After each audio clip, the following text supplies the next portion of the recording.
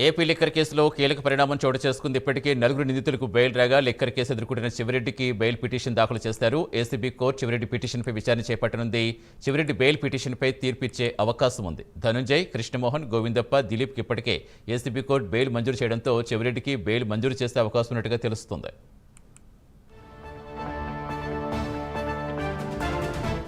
పూర్తి సమాచారం ఇచ్చేందుకు మా కరెస్పాండెంట్ రాజ్ కుమార్ జరుగుతారు. రాజ్ కుమార్, చివరెడ్డి బెయిల్ పిటిషన్పై ఏ టైంకి విచారణకు వచ్చే అవకాశం ఉంది?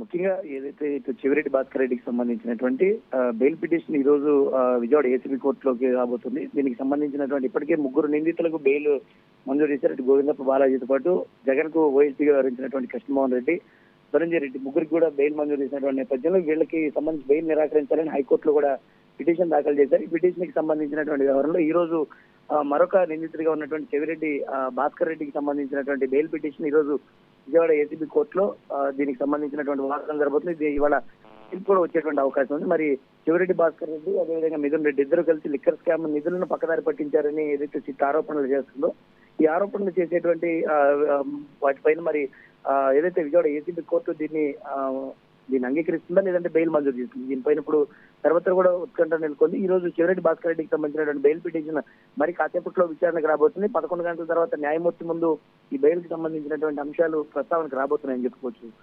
Satish. Right, thank you Raj Kumar.